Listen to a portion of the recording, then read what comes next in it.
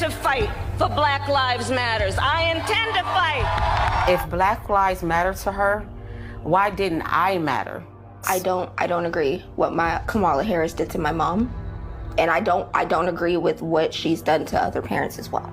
My message to all Americans, especially Black Americans, do not trust Kamala Harris. My daughter, Shayla, suffers from sickle cell anemia, a chronic, painful genetic disease. As a prosecutor and law enforcement, I have a huge stick. It's a very sharp stabbing pain, and it hurts a whole lot. Like from my chest all the way down, it hurts, including my side. So I decided I was going to start prosecuting parents for truancy. When Kamala Harris was the California Attorney General, she had me arrested and prosecuted because my handicapped daughter was sick in the hospital and had missed some days of school. I sent a letter on my letterhead out to every parent in the public school system. In 2012, like all California parents, I received a threatening letter from Kamala Harris saying we'll go to jail for a year if our kids even miss 10% of school days. I'm going to start prosecuting parents for truancy. I thought, wow, this woman doesn't have any empathy. Is it because she's not a mother? I also thought, how could she not understand it would disproportionately affect people of color, single Black mothers? It was April 18th, 2013, in the morning. I'm in my pajamas. I had just fed my daughter, gave her medications, sent her off to school. Little did I know, there was a warrant out for my arrest.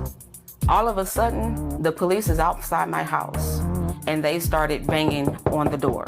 I opened up my door, and 2 officers entered my home. They told me I was under arrest for my child missing school. They said I was going to jail. I was shocked. I said, but my baby is sick. The school knows that. And they said, go talk to Kamala Harris. Place your hands behind your back. My mom did nothing wrong. We did everything we were supposed to. I was always bringing doctor's notes, always calling the school to let them know that I was in the hospital. Then they handcuff me. So they take me outside for what you call a perp walk. And oh my God, the TV news was there, the newspapers were there. You could swear I had killed somebody. It was degrading and humiliating. Next day, the Orange County Register showed the pictures of my arrest. They even had a close-up picture of my hands in handcuffs to show here's a Black mother being arrested. I think Kamala Harris wanted me as an example to threaten other single Black mothers, like this can happen to you if you don't get your kids in class. The police even put out a press release naming me and other Black single mothers like Toya Daniels who got arrested the same day. But my hell was just beginning. They gave me 2 charges: failure to supervise and encourage school attendance and contributing to the delinquency of a minor. I couldn't believe it. They framed my daughter as a gang member and basically charged me with neglect.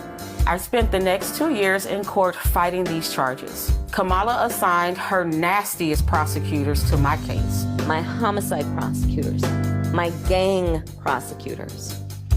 And they went over there and I said, when you go over there, look really mean. Like 10 different prosecutors. They kept pressuring me to plead guilty and spend a year in jail. But I kept refusing because I did nothing wrong. Kamala Harris ran for president in 2019. They asked her about arresting people like me, and she just lied her ass off. The truancy program got a lot of criticism too. Did you actually lock anybody up? No, we never locked anybody up. We never sent a parent to jail. And no parent went to jail. And we did prosecute some cases. But far few, only about 20. To this day, at 22 years old, I suffer from full paralysis on my right arm and partial in my right leg. Kamala Harris owes me an apology and my daughter an apology for what she did to us.